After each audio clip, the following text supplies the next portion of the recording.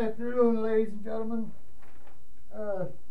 Just like to ask you what do you think you'd do if an inmate were to slip and fall? What would be the first thing you'd do after you got his medical attention?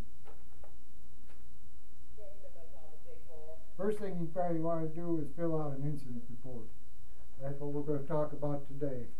My name is Paul Nagle, and I'm going to just give you an overview of what basic incident report is for Georgia Department of Corrections.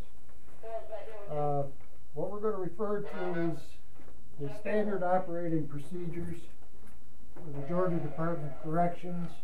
In particular, SOP or standard operating procedure we're going to use for the incident report is 2A040002.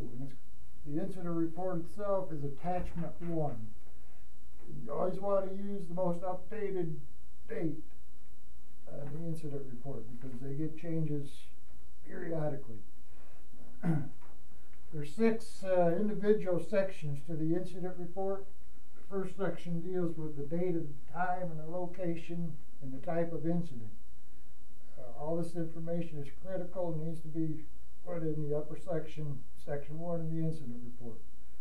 Section 2 is anybody who's involved, whether it be an inmate, if an inmate is not involved, could be a visitor, anybody who's involved in that incident or who witnessed it needs to be listed on that incident report. Also, if it is a medical incident, inmate cuts his finger or a visitor slips on the floor or something like that, they need to get medical treatment. We need to have medical findings within section 2. Section 3 is a summary of the incident. This is where you give a brief description of what actually happened. Answers the who, what, where, when, how. You need to have that in there. Section 4. This is if an inmate, say he was out on detail and several snakes were coming toward him, and the detail officer had to use a weapon to dispose of the snake. This has to be documented, what type of weapon was used, the reason the weapon was used. This is also very important. If there was any property damage, that goes in section 5 of the report. In section 6, this is where the warden's comments go. Before the incident report goes to the warden for comments, the officer or person who's filling out the incident report needs to sign and date the bottom of the incident report, section 6. Next, it goes to the investigator. The investigator goes through all the witness statements, make sure everything, all the T's are crossed and the I's are dotted. And then once that's done, he signs off on it. Then it goes to the warden. The warden will review the whole incident report along with witness statements, make any comments that he has to make. Once he does that, he'll sign off on it at the bottom. The second form that we're going to use, again, from the standard operating procedure, is a 2B050001, attachment 3, witness statement. Anybody who's involved or witnessed this incident needs to fill out a witness statement. Basically, it elaborates on the summary. If it's a reporting officer who's filling out the incident report, he also needs to fill out a witness statement and elaborate on the summary of the story, of the incident. Anyone else that's involved or witnesses it just fills out what they saw or what they did during the incident. Are there any questions?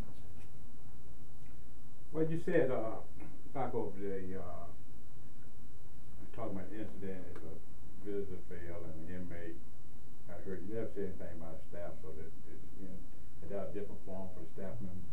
No, it's the same form. This incident report basically is the correction department's way of dealing with incidents, it's through the police going out on a call.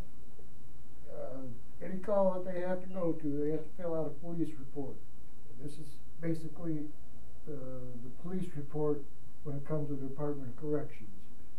This form will always be used whether it's an inmate that gets injured, a staff member, or an inmate, or a visitor. Anything that happens on government property here under the Department of Corrections will be using this form. So once again, you need to make sure that everybody involved fills out a witness statement. The inmates have a separate witness statement which doesn't have anything on the back of it, but basically the front is pretty much the same. The only thing it says is I, inmate, where the staff witness form just says I, and then it has a name. Any other questions? Okay. So what we went through was the incident report, the 2A40002, attachment 1, and the witness statement 2B05001, attachment 3. Just remember, anytime you have an incident or anyone gets hurt, these are the forms you need to use, and they need to be turned in a very timely manner. Thank you very much for your attention.